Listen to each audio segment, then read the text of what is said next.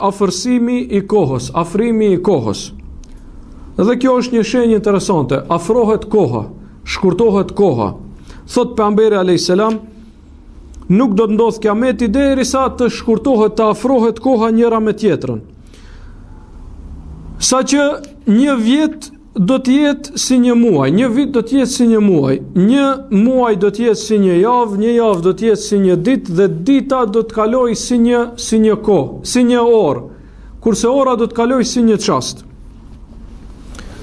Për komentimin e këtij hadithi, dietarët kanë dhënë disa mendime.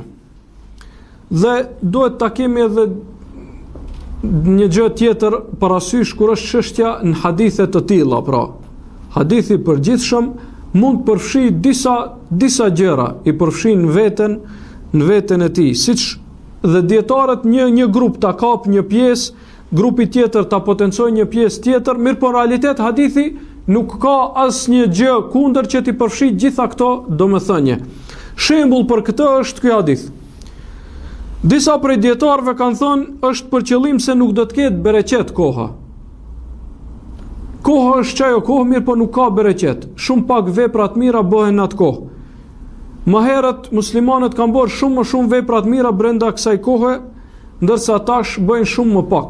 E sikur të ishte shkurtuar koha, pra sikur mos ishte e njëjta kohë. Pse i humb bereqeti?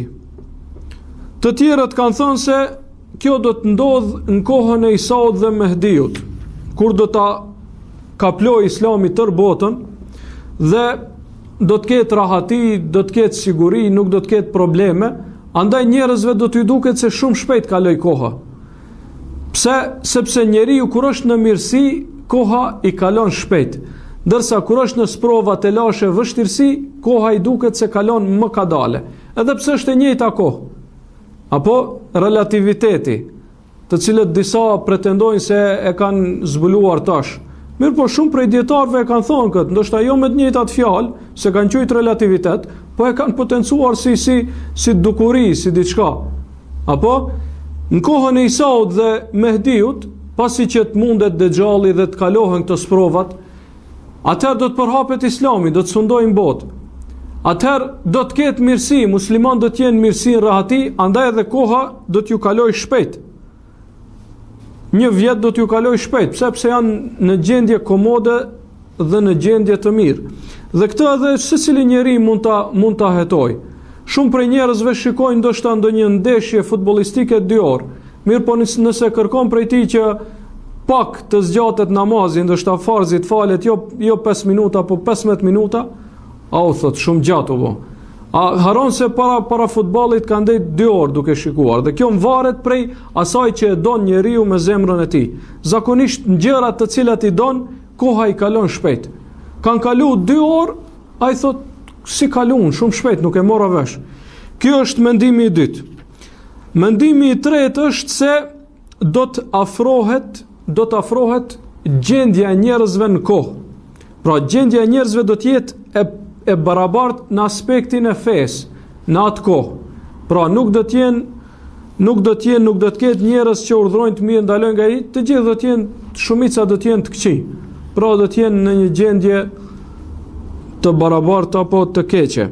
Ky komentim është pak më i largët, mirë po mund ndonjë farfe pra të kapet për hadithin. Komenti tjetër është për shkak të afrimit të mjeteve.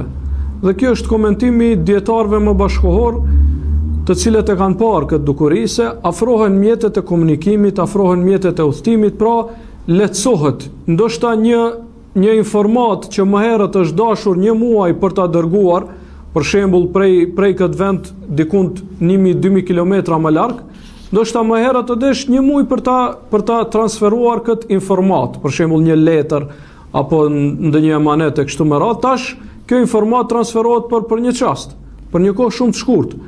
Pra kjo është komenti i 4 i hadithit. Komenti i 5 është thotë se është për qëllim se me të vërtetë do të shkurtohet.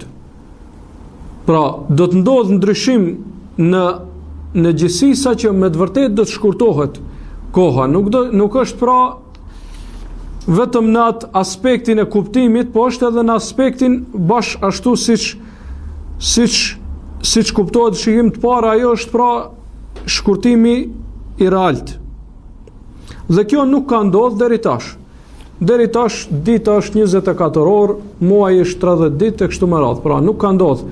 Mirë, po nuk ka ndonjë pengesë që të ndodhë në të ardhmen para kiametit. Para kiametit ne dimë se ka hadith që dielli do të lindë nga perëndimi. Pra rrotullimi i diellit do të shkojë nga ana e kundërt. Andaj nuk ka ndonjë pengesë që ndodhë edhe kjo në realitet. Për këtë shkak e tham fillim se ky hadith i përfshin përafërsisht gjitha këto kuptime. Me të vërtetë në këtë kohë ka humbur bereqeti i kohës. Me të vërtetë janë përhapur mjetet e komunikimit, saqë diçka e bën që më herët të desh në një kohë më të gjatë, ta bësh tash me një kohë më të shkurtë. Me të vërtetë në këtë kohë është përhapur e keqja, saqë njerëzit janë afruar me njëri tjetrin në këtë gjë. Andaj nuk është pra nuk ndalon asgjë që kjo ti përfshi të dy kuptimet. Dhe kjo ndodh shpesh në komentimin e haditheve ose në komentimin e ajeteve. Kjo ndodh shpesh. Për shembull, një ajet, kush është rruga e drejtë? Ka prej dietarëve që kanë thonë rruga e drejtë është suneti. Ka prej dietarëve që kanë thonë është Islami. Ka prej dietarëve që kanë thonë është Kurani. A ka ndonjë keq kuptim apo keq interpretim mes këtyre? Jo.